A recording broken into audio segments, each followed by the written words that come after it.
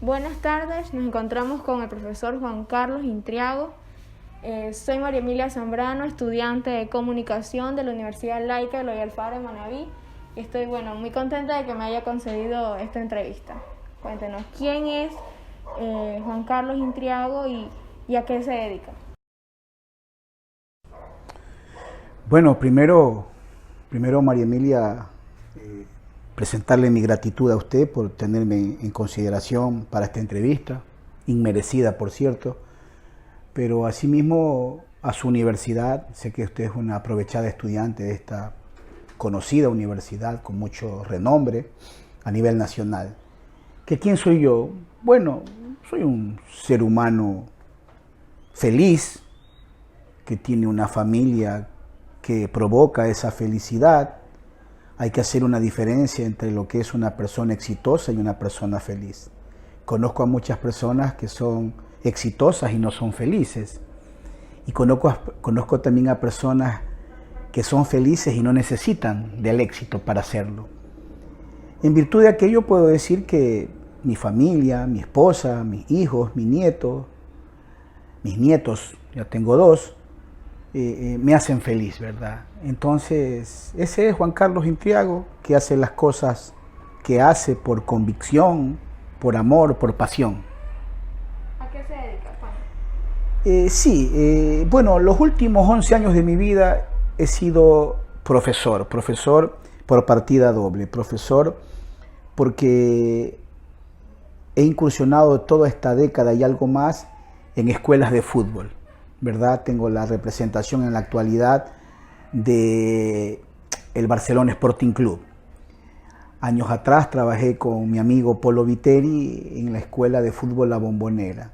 Y desde el 2010, son ya casi 11 años, que soy profesor de la de la Unidad Educativa Vicente Hurtado. Este tipo de situaciones hacen que mi cotidianidad me mantengo en contacto con jóvenes, y en realidad ese tiempo que se le dedica a los jóvenes, que son las 24 horas del día, provocan que uno siempre esté atento para poderles llegar con un mensaje y provocar que usted también es muy joven, pues se abra campo en la vida en lo que tiene que ver con algo que ha caído tremendamente en los últimos, 30 años, que es la falta de valores, la falta de principios de vida, porque me van a decir, bueno, ¿qué tiene que hacer el fútbol con esto de acá? El fútbol es como la vida, ¿verdad? El fútbol te enseña a ser generoso, te enseña a ser solidario, que son valores que en la actualidad están venidos a menos. Y si a eso le agregamos el deporte, cuanto mejor. Y también estar en un aula de clases y poder compartir con jóvenes de 15, 16, 17 años, que pueden aprender algo de ciencias naturales, pueden aprender algo sobre ciencias sociales, pueden aprender algo por lectura, pueden aprender algo por actualizarse con los problemas que pasan en la sociedad actual. Entonces yo me siento bien en ese campo, a eso me dedico. ¿Qué hacía antes de entrar al mundo del fútbol? Bueno, mire, la universidad pasó por mí, ¿verdad? La universidad pasó por mí, la Universidad Católica Santiago de Guayaquil. 5 años en esa universidad, en la Facultad de Ciencias Agropecuarias.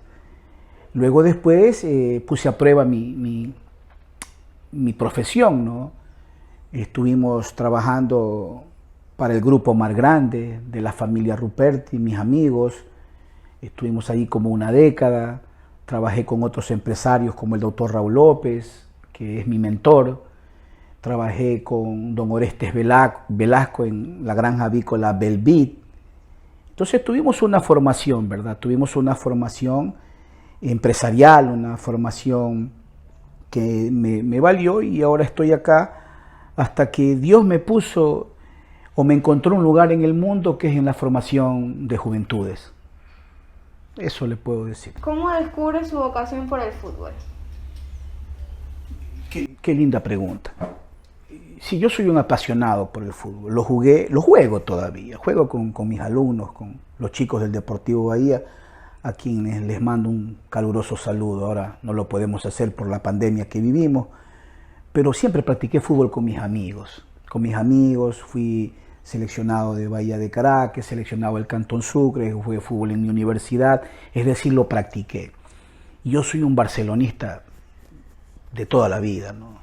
Entonces, entre ver fútbol, entre practicarlo, entre leerlo mucho, entre escuchar a muchas personas que saben de fútbol, entre escuchar a periodistas como don Petronio Salazar, como el doctor Marcos Hidalgo, como don Pepe Murillo, eso lo nutre a uno, ¿verdad? En conocimientos, en leer tantas revistas, tantos libros de fútbol, ver tantos videos de fútbol.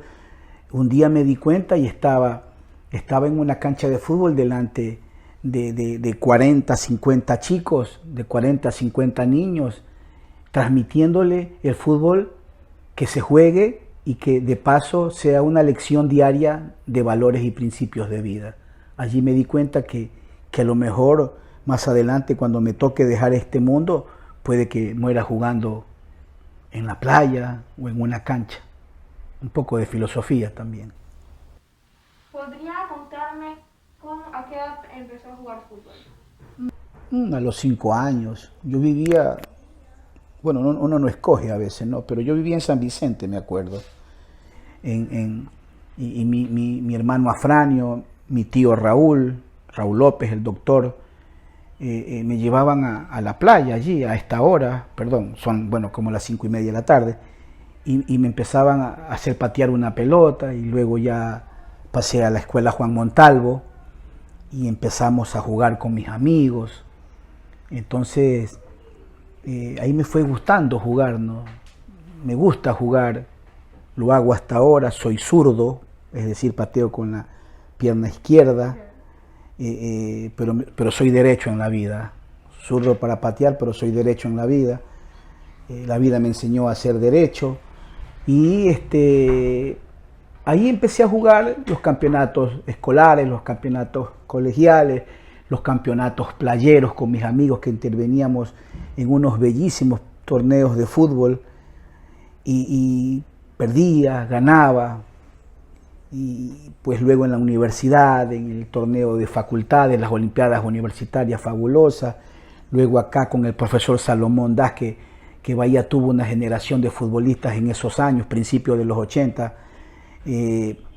jugábamos pues en la selección de Sucre con Ramón Betancourt, con Chalo Medina, con tantos jugadores de altísima calidad, con el Chivo Rubén Marcillo, con el ingeniero Falcones, amigos porque el fútbol tiene ese don, ¿no?, que te deja muchos amigos. Y también con mis amigos más íntimos, ¿verdad?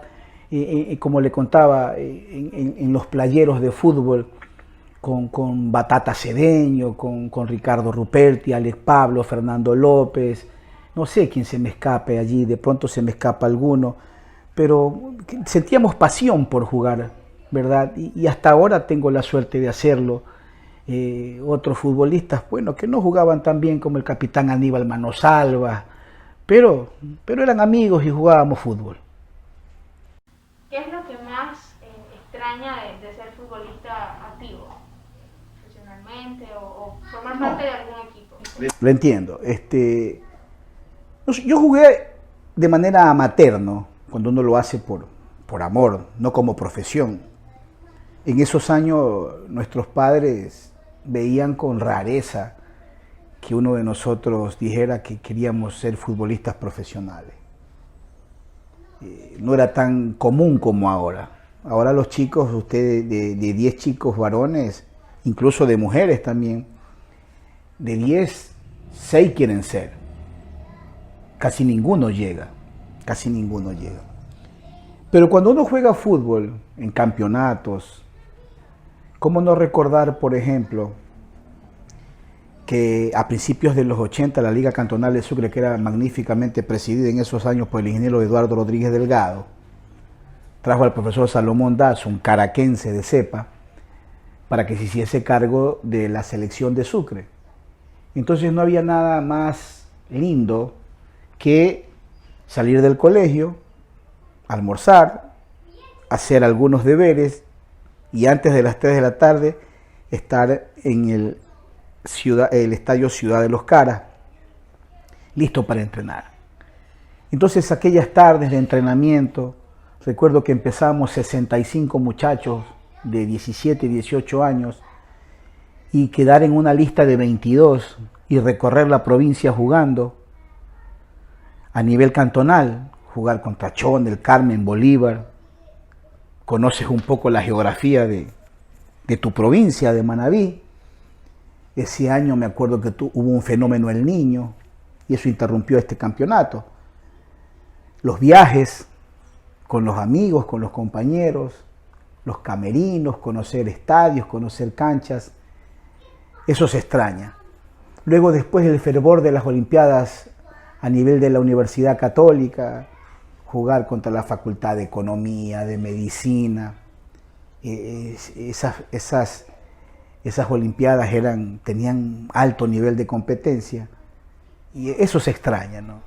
Y ahora mismo, ahora que estoy en el 5.º piso de mi vida, jugar pues en la playa, jugar en la cancha sintética y sobre todo en la playa con los muchachos, y uno corre ya nomás 5x5, ¿no? Ya no tiene ese fervor, ese físico de antes que jugaba uno 2, 3 partidos y estaba como si nada, ¿no? Ahora la vida ha pasado y uno juega con muchachos, juego con mis hijos, con Cecilio, con Carlos Alejandro, con el Negro, con mi hijo mayor Juan Carlos cuando viene, y con los chicos, y uno ve pasar la pelota y la toca cada 5 minutos. Claro, uno ya no necesita correr tanto para jugar bien. ¿Te gustaría continuar con esta afición al futuro? Sí.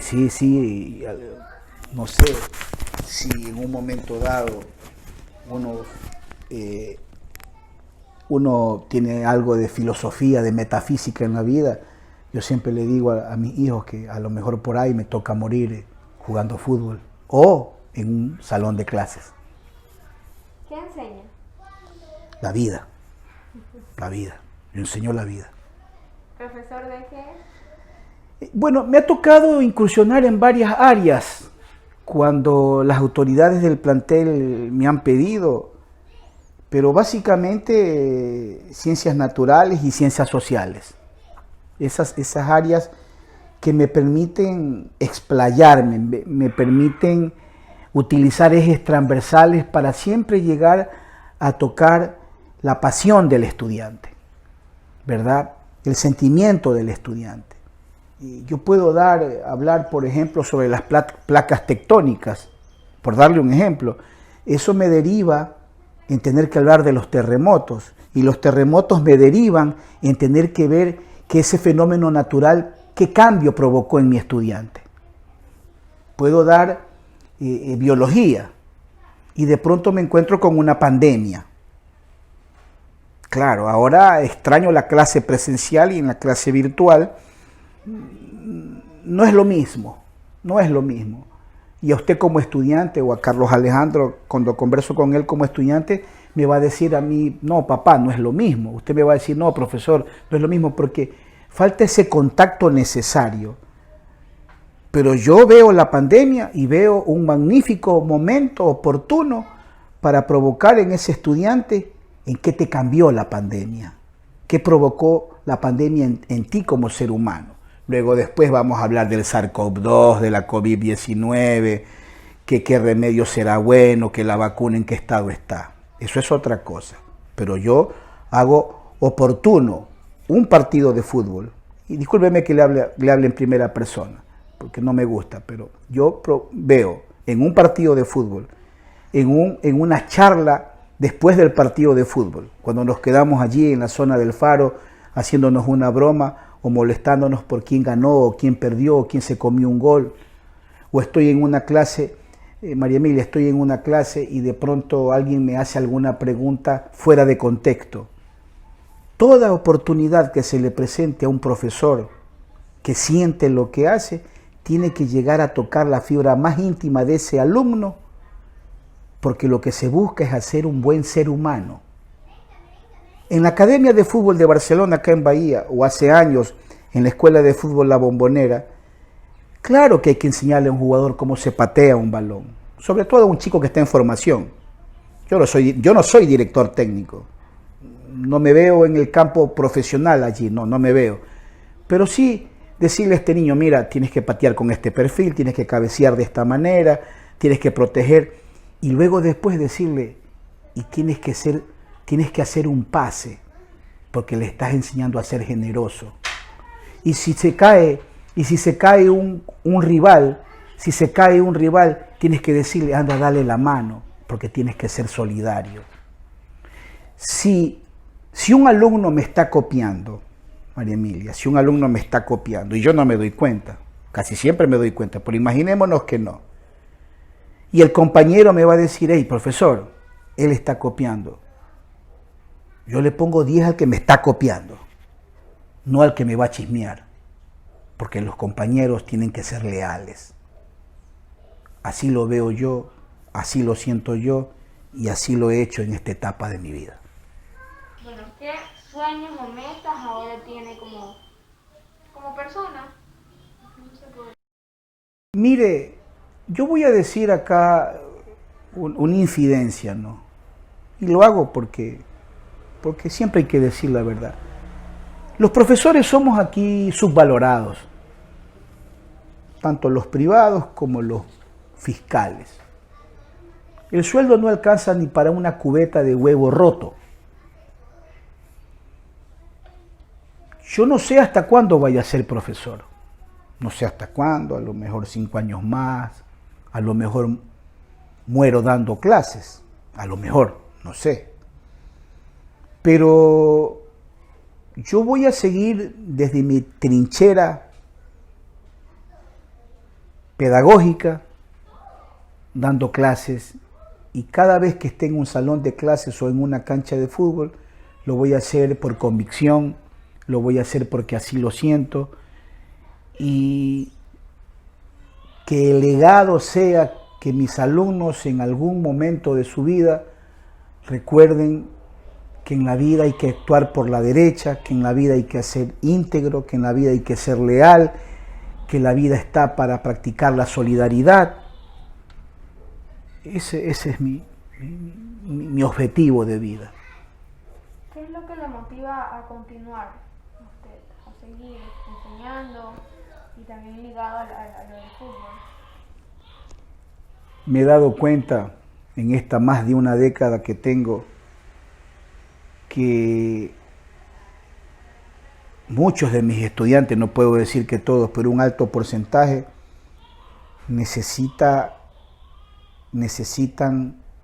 más tiempo de sus padres, más tiempo de las personas que están en el entorno de ellos, más tiempo de nosotros, los profesores, los maestros.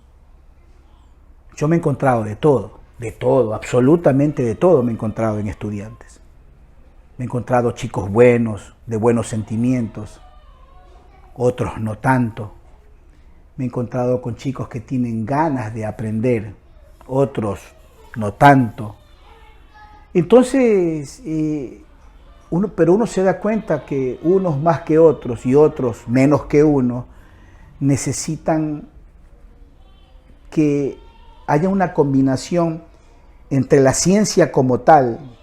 Yo puedo enseñarle a un alumno, por ejemplo, las provincias del Ecuador, el proceso fundacional de Guayaquil, las placas tectónicas, con esto de los terremotos da para hablar al respecto, porque ya se viene el próximo. Pero es la realidad.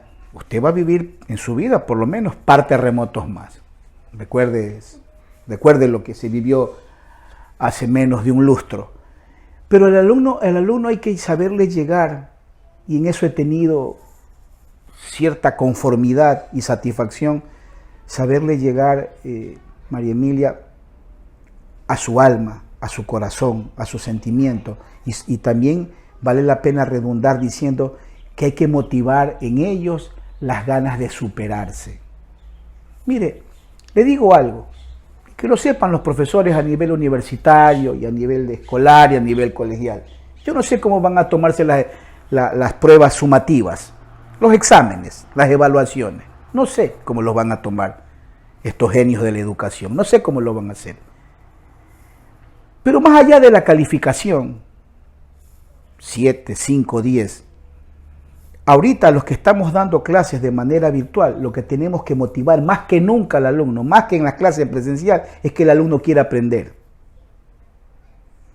Porque los gurús de la educación nacional han dicho pues que a nivel de colegio ya tienen 7 los alumnos. ¡Viva la patria! Ya tienen 7, entonces si al alumno usted no lo motiva para que más allá de la calificación que le asegura su promoción al siguiente año, tenemos que ver la manera, buscar la metodología, los métodos para que los alumnos quieran aprender. Crear en ellos ese espíritu de ir más allá de lo que dice el profesor. Me cabe a mí decirle a los alumnos que me atienden, decirle, mira, no te quedes con lo que te digo. Anda, ahorita ustedes, los chicos de ahora, esta generación de ahora, aplasta 2 botoncitos y tiene cualquier información. Desde que es una mascarilla hasta que es un virus, que es una vacuna. Si yo voy 3 décadas atrás, recuerdo claro que teníamos que ir a la Universidad del Alfaro, no a la universidad, al Colegio Alfaro, a la biblioteca, eso quise decir biblioteca, y nos encontrábamos ahí con, no sé, 20.000 libros. Y habría que ir a buscar, hurgar, ver un libro, ir, prestar otro, y ahí hacer nuestro deber. Ustedes tienen ahora la facilidad del copia y pegue, y vaya a imprimir, y si el profesor permite entregar en ese formato. Raro es el profesor que dice, oiga, páseme con su propia letra tal texto. Entonces, ustedes viven en una generación cada vez más rápida en tecnología. Ya estamos en el 5G rumbo al 6G. Entonces, tienen muchas más facilidades que nosotros, lo de la generación dorada de los 80. Bueno, ya terminando con el tema del fútbol, en pocas palabras definiríame qué significa para usted el fútbol. Una forma de vida. El fútbol y el rock, el fútbol, son una forma de vida, un estilo de vida. Porque mire, los alumnos son vivísimos, ¿no? Los lunes, cuando pierde Barcelona, casi apenas me saludan, ¿no?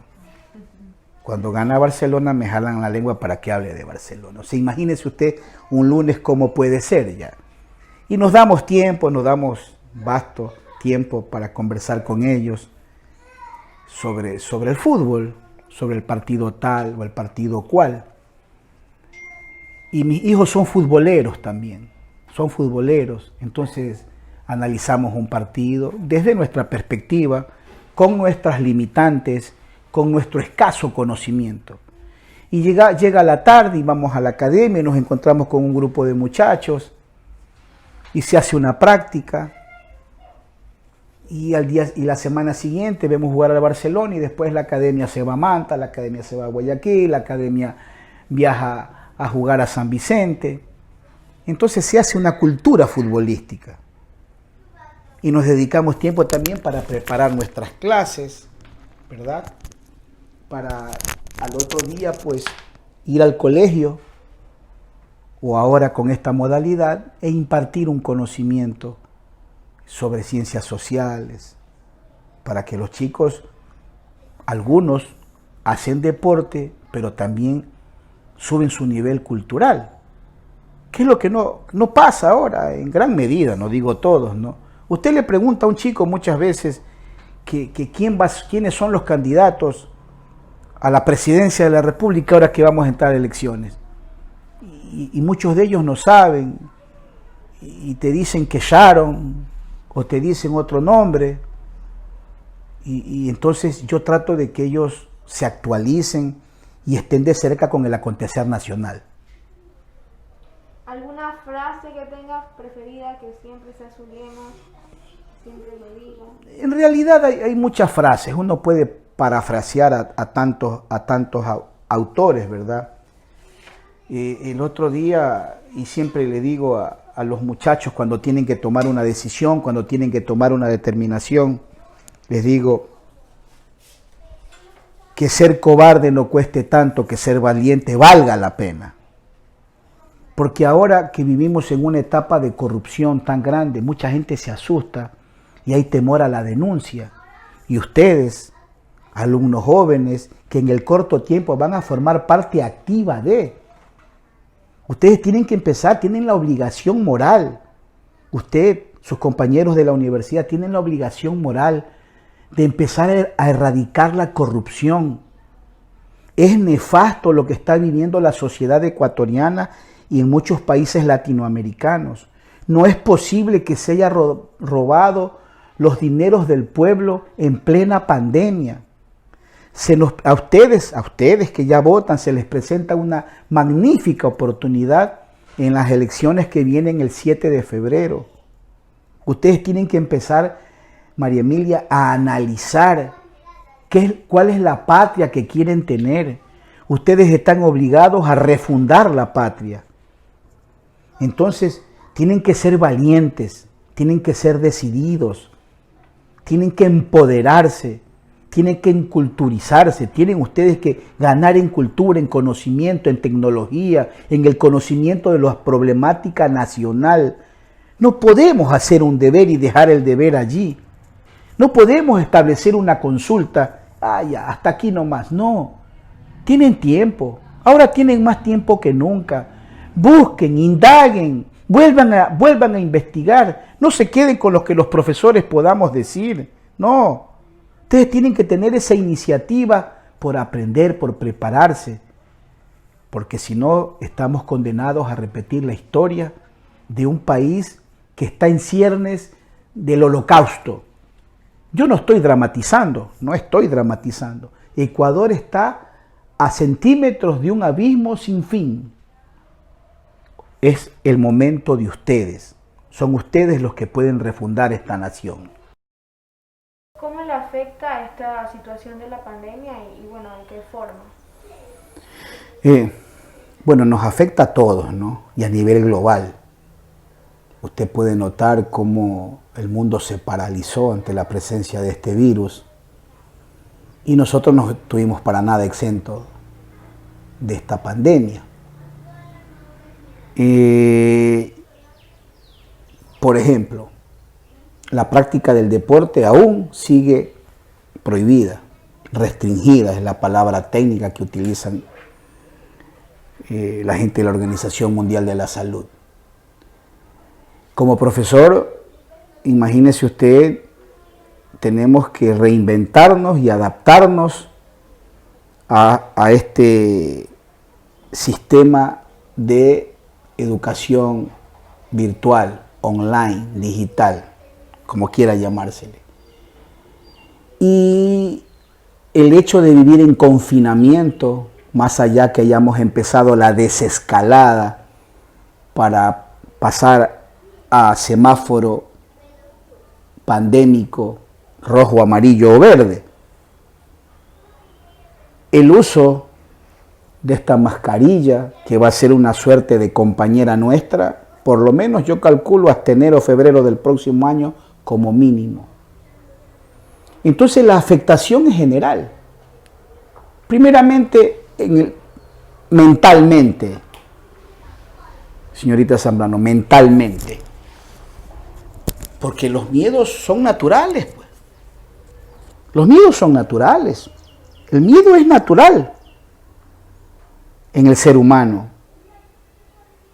a enfermarse con esta enfermedad que más allá de que las autoridades sanitarias nos manejen las cifras, pero no es difícil darse cuenta que si usted divide el número de contagiados para el número de muertos, resulta que la letalidad de la pandemia en Ecuador está arriba del 10%. Es una cifra catastrófica, de holocausto la cifra.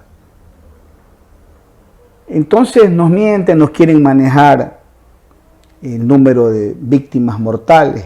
Sucedió lo mismo que en el terremoto, cuando nos dijeron que hubo 699 muertos, cuando se sabe que la cifra de muertos en el terremoto superó las 2000, facilito.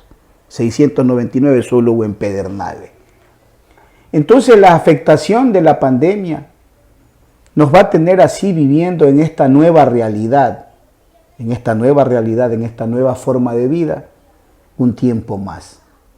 Así que nos hemos visto afectados tremendamente, pero lo principal que yo le digo a mis alumnos, a mis hijos, a mi familia, es que va a ser la pandemia en nuestra mente, en nuestros sentimientos. Cómo nos va a cambiar para bien, cómo nos va a cambiar para seres humanos, porque si no nos cambia esta pandemia, estamos condenados. ¿El sistema educativo está preparado para esta realidad? No porque a mí me duele, y a usted también como estudiante, saber que incluso a lo mejor muchos compañeros suyos no tienen pues la tecnología necesaria para estudiar con tranquilidad. Eso es un punto.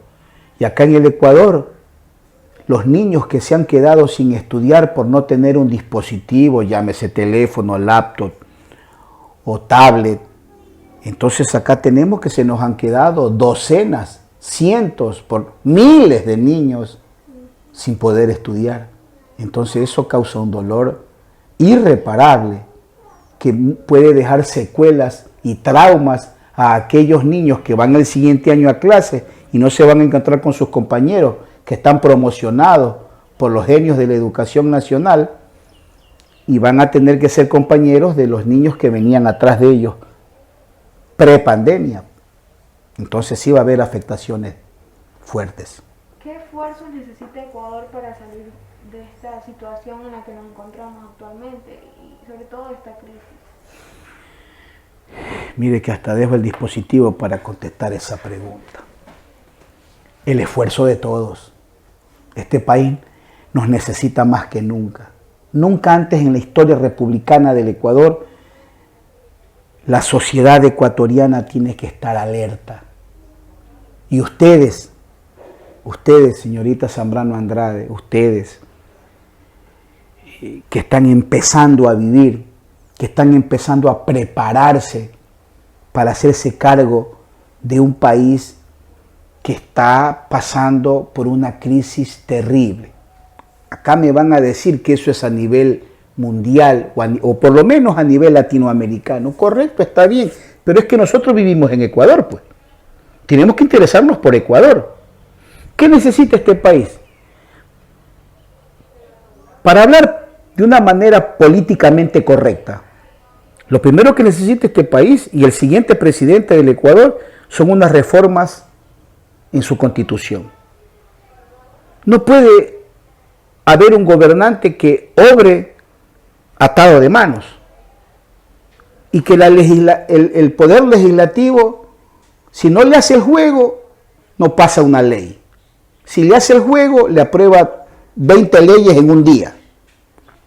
Y el Poder Judicial, y usted ve noticias, usted estudia periodismo o estudia comunicación social y a lo mejor se va a especializar en periodismo, usted se puede dar cuenta con facilidad que la justicia en este país está depravada. La justicia en este país está depravada. Aquí se beneficia a delincuentes de cuello y corbata o a delincuentes desposeídos. Entonces, si no tenemos un buen marco jurídico para atraer a la producción o a la inversión extranjera, si no hay un marco jurídico que proteja al ciudadano de a pie, si no hay un marco jurídico que proteja a la empresa privada, y a eso le agregamos que no vaya a haber reformas laborales o reformas legales en la Constitución de la República, no va a ser factible la salida. Y le quiero agregar algo más, y usted investíguelo y véalo. El Ecuador necesita estabilidad política. ¿Desde qué punto de vista? Desde la perspectiva que necesitamos un gobierno que sea consecuencia del anterior. Pero acá no. Acá llega un presidente con un proyecto, con un plan nacional, Y 4 años después llega otro presidente con otro proyecto distinto al que estuvo vigente los 4 años anteriores, que es lo que dura un periodo electoral. Nosotros necesitamos continuidad, no continuismo, continuidad en lo que se haga, en todos los campos. A este país lo salva una inversión extranjera que venga pues acá a crear nuevos proyectos y a crear nuevos emprendedores y a crear plazas de trabajo. El Ecuador ha sido inminentemente a través de su historia un pueblo trabajador. Al ecuatoriano le gusta trabajar, le gusta producir, pero lamentablemente en la última década o desde el 2002 para acá y un poco antes también, la corrupción empezó a carcomer los cimientos más estructurales de este país y estamos con un desempleo que arrasa, con un costo de vida altísimo. Recordar que vivimos en dólares, nuestra economía es dolarizada, así que necesitamos reformas a la Constitución y un plan de gobierno para 30 años, no para 4 años. Eso es risible. ¿Considera usted que el Ecuador necesita un cambio tanto en organizaciones políticas o también el personaje que está en el mandato presidencial? Sí, o sea, ya el pueblo está cansado. Lo que pasa es que el pueblo ecuatoriano, señorita Zambrano, ha demostrado que no hemos sabido votar, no hemos sabido escoger. Nosotros acá votamos por la canción, acá votamos porque nos prometen un trabajo, acá votamos por amiguismo, acá votamos por los partidos tradicionales. Entonces viene un político outsider y nos sorprende. Eso pasó pues con el señor Rafael Correa Delgado. Él no era un político de cepa, no era. Y de pronto llegó y empezaba a cantar una sola vuelta, Ecuador. Y las chicas gritaban, ¿no? Y todo el mundo se emocionaba. Y empezó a arrastrar con 2 o 3 ideas y 2 o 3 cositas que dijo. Un encantador de juventudes, un encantador de electorado. Y arrasó. Y al poco tiempo se desencantó el pueblo. Se desencantó. Eso no quiere decir que habrá tenido sus virtudes. Eso no quiere decir que no se lo puede escuchar. Eso no quiere decir que no tenga todavía él una importancia en la política electoral. Por eso le digo a usted y se lo vuelvo a repetir, y por favor póngalo en la entrevista una vez que le edite. Son ustedes los que tienen que empoderarse, son ustedes los que tienen que leer, son ustedes los que tienen que aprender sobre política. Usted tiene la obligación moral con su patria, con su nación, usted, sus compañeros, todos los universitarios. El universitario de Cuenca, de Quito, es importante que ustedes se preparen, porque si no van a tener una sociedad empobrecida, y más pobres que los que estamos ahora. Entonces esto huele a un holocausto electoral, pues, a un holocausto social, y no queremos que lleguen a eso. Yo me preocupo por el futuro de mis hijos y de mis nietos. Qué lindo que es este Ecuador para vivirlo. Usted no va a tener el calor humano que tiene esta gente en ningún otro lado.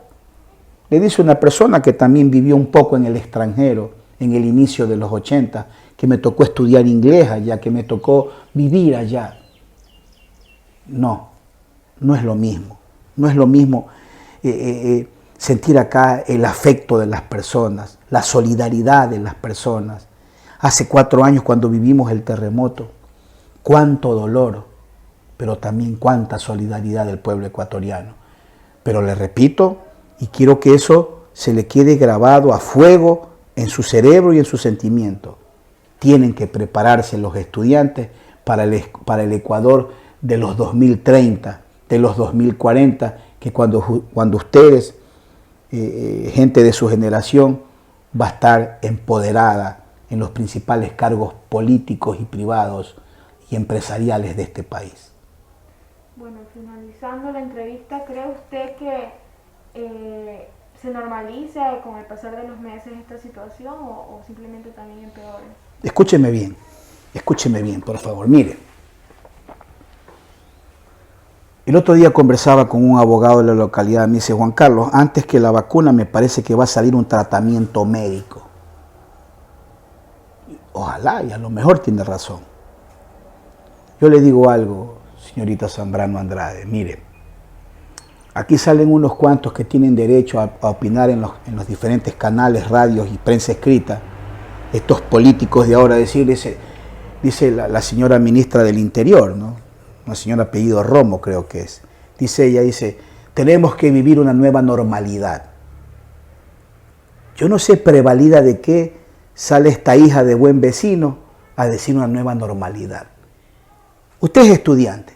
¿Acaso es normal o es una novedad normal dar clases online, dar clases virtuales?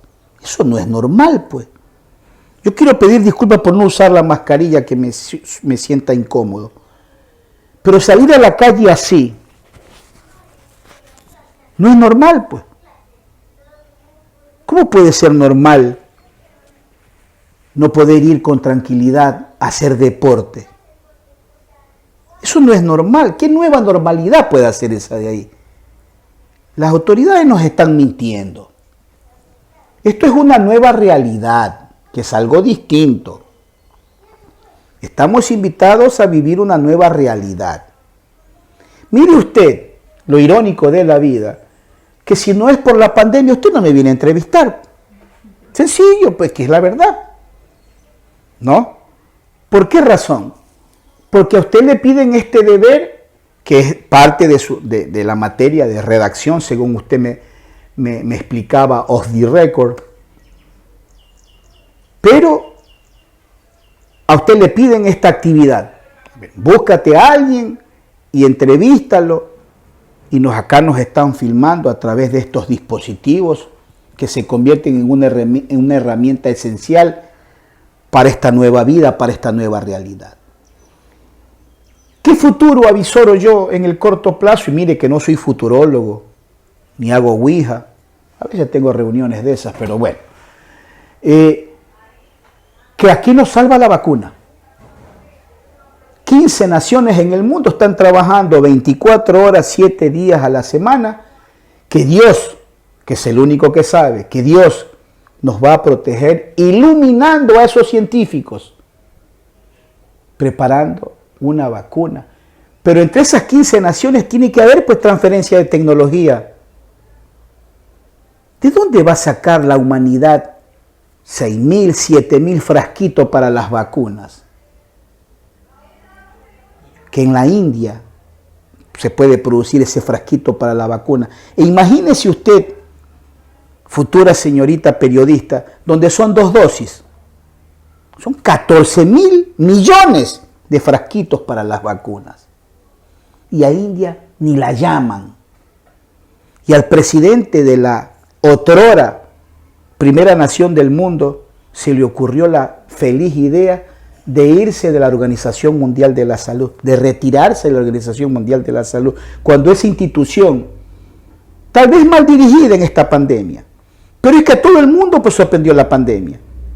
Guayaquil pasó de ser la ciudad epicentro latinoamericano de la pandemia, no a ser ejemplo, pero así dar demostraciones claras de cómo manejar una situación, porque tiene autoridades como la alcaldesa doctora Viteri Jiménez, que tomó el mando, soportó críticas y va a seguir soportando críticas.